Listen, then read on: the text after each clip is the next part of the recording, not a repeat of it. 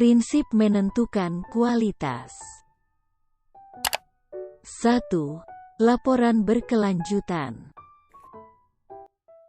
Latar belakang mengenai pelaporan keberlanjutan adalah sebagaimana dipromosikan oleh standar GRI, sebuah praktik pelaporan organisasi secara terbuka mengenai dampak ekonomi, lingkungan, dan sosial terhadap tujuan pembangunan berkelanjutan. Melalui proses ini, sebuah organisasi mengidentifikasi dampak signifikannya pada ekonomi, lingkungan, dan masyarakat serta mengungkapkannya sesuai dengan standar yang diterima secara global. Adapun kegunaan laporan berkelanjutan yaitu 1. Sebagai patok banding dan pengukuran kinerja yang menghormati hukum, norma, kode, dan standar kerja. 2. Menunjukkan bagaimana organisasi mempengaruhi dan dipengaruhi oleh pembangunan yang berkelanjutan. 3. Membandingkan kinerja dalam sebuah organisasi dan di antara berbagai organisasi dalam waktu tertentu. 2. Standar pelaporan GRI. Adapun 3 panduan dalam penyusunan laporan berkelanjutan GRI yaitu 1. Menetapkan isi laporan, 2. Menetapkan kualitas yang ingin dicapai, 3. Menetapkan batasan. 3 item pengungkapan untuk setiap standar GRI yang digunakan itu 1. Ada persyaratan. Persyaratan ini adalah suatu bentuk instruksi yang wajib ada dalam pelaporan keberlanjutan. Item pengungkapan persyaratan disajikan menggunakan huruf tebal dan ditandai dengan kata harus. Kedua adalah item rekomendasi. Rekomendasi ini berisikan tindakan tertentu yang dianjurkan tetapi tidak diwajibkan. Dalam teks rekomendasi, kata sebaiknya dalam sebuah pelaporan menunjukkan item rekomendasi. Item terakhir adalah item panduan. Panduan ini mencakup informasi latar belakang, penjelasan, dan contoh-contoh untuk membantu organisasi lebih memahami persyaratan. Sebuah organisasi diwajibkan untuk mematuhi semua persyaratan yang berlaku untuk dapat membuat klaim bahwa laporan telah disusun sesuai dengan standar GRI. 3. Prinsip pelaporan. Prinsip-prinsip pelaporan berkelanjutan mendasar untuk mencapai pelaporan keberlanjutan berkualitas tinggi. Prinsip-prinsip pelaporan ini sebenarnya dibagi menjadi 2 kelompok, yaitu prinsip untuk mendefinisikan isi laporan dan prinsip-prinsip untuk mendefinisikan kualitas laporan. Yang akan kami bahas dalam video ini adalah prinsip dalam menentukan kualitas laporan. Yang pertama ada prinsip akurasi. Akurasi ini, informasi yang dilaporkan harus cukup akurat dan terperinci bagi para pemangku kepentingan dalam menilai kinerja organisasi pelapor. Yang artinya, pemangku kepentingan yang menggunakan laporan harus dapat membandingkan informasi kinerja ekonomi, lingkungan, dan sosial yang dilaporkan dengan kinerja organisasi sebelumnya, dan apabila memungkinkan dengan kinerja organisasi lainnya. Prinsip ini dirancang untuk mencerminkan fakta bahwa informasi dapat disampaikan dalam berbagai cara, mulai dari tanggapan kualitatif sampai pengukuran kuantitatif terperinci. Pengujian prinsip ini menggunakan 1. Laporan penunjukan data yang telah terukur, yang artinya teknik pengukuran data dan dasar perhitungannya harus dijelaskan secara memadai dan dapat menghasilkan hasil yang sama. 2. Pernyataan kualitatif dalam laporan harus valid. Berdasarkan informasi lainnya yang dilaporkan dan bukti lainnya yang tersedia, laporan ini mengindikasikan data apa saja yang telah diestimasi, dasar asumsi, dan teknik yang digunakan dalam melakukan estimasi atau informasi mengenai informasi mana yang dapat ditemukan. 2. Prinsip keseimbangan.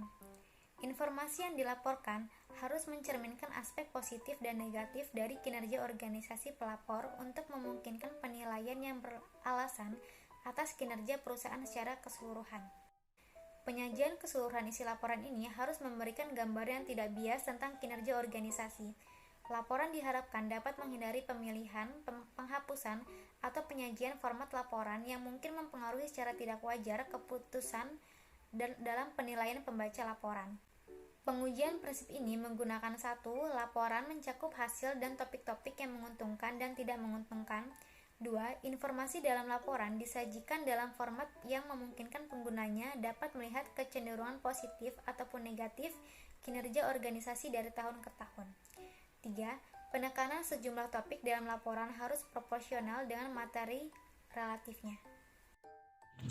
Baik, yang selanjutnya C. Kejelasan, yaitu informasi harus disediakan dalam cara yang dapat dimengerti dan dapat diakses oleh para pemangku kepentingan yang menggunakan informasi tersebut.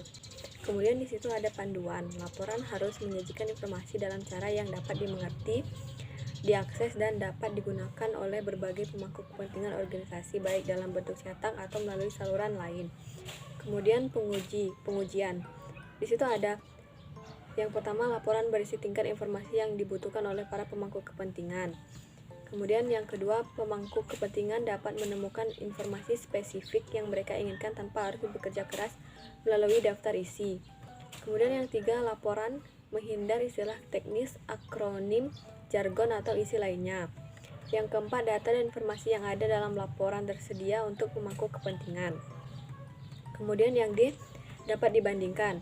Informasi yang dilaporkan harus disajikan dalam sebuah cara yang memungkinkan pemangku kepentingan dapat menganalisis perubahan kinerja organisasi dari waktu ke waktu. Kemudian di situ ada panduan. Keterbandingan diperlukan untuk mengevaluasi kinerja.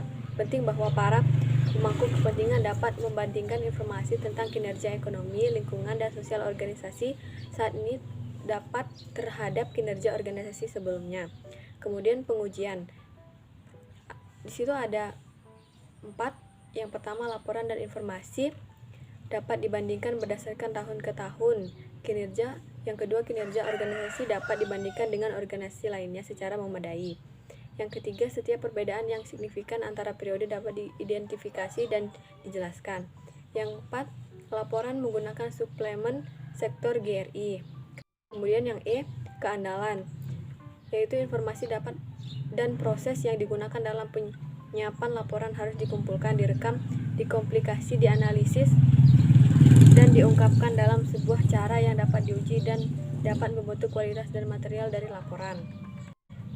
Kemudian panduannya yaitu pemangku kepentingan harus yakin bahwa sebuah laporan dapat dicek ketepatan dan ketelitian isinya serta tingkat prinsip laporan yang digunakan. Kemudian pengujiannya ada 4. Yang pertama, identifikasi ruang lingkup dan luas asuran eksternal. Yang kedua, organisasi dapat mengidentifikasi sumber asli dari informasi yang ada di dalam laporan. Yang ketiga, organisasi dapat menyediakan bukti terpercaya untuk mendukung asumsi atau perhitungan yang rumit. Yang keempat, penggambaran berasal dari sumber data asli atau pemilik informasi ketepatan dapat diuji dalam batas penerimaan kesalahan. Kemudian yang F, ketepatan waktu. Laporan dilakukan berdasarkan jadwal reguler serta informasi kepada pemangku kepentingan tersedia tepat waktu ketika dibutuhkan dalam mengambil kebijakan. Panduan, konsisten dalam frekuensi laporan dan lamanya periode laporan dibutuhkan untuk menjamin dapat dibandingkannya informasi dari waktu ke waktu serta aksesibilitas laporan kepada pemangku kepentingan. Kemudian pengujian di situ ada 3. Yang pertama, informasi dalam laporan telah diungkapkan ketika masih baru secara relatif terhadap periode pelaporan berjalan. Kemudian yang kedua, pengumpulan dan publikasi mengenai informasi kinerja utama menyatu dengan jadwal laporan keberlanjutan. Kemudian yang ketiga, informasi dalam laporan mengidentifikasi dengan jelas periode waktu pelaporan waktu ketika informasi akan diperbarui serta waktu perubahan terakhir.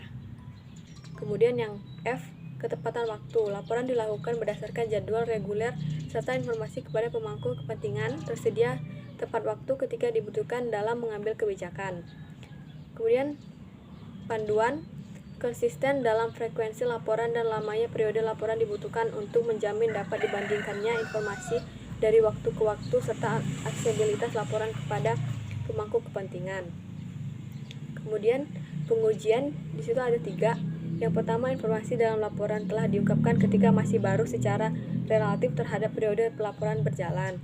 Kemudian yang kedua, pengumpulan dan publikasi mengenai informasi kinerja utama menyatu dengan jadwal laporan keberlanjutan. Kemudian yang ketiga, informasi dalam laporan mengidentifikasi dengan jelas periode waktu pelaporan waktu ketika informasi akan diperbarui serta waktu perubahan terakhir. Jadi, itu saja materi yang dapat kami sampaikan. Maaf jika ada kesalahan, terima kasih.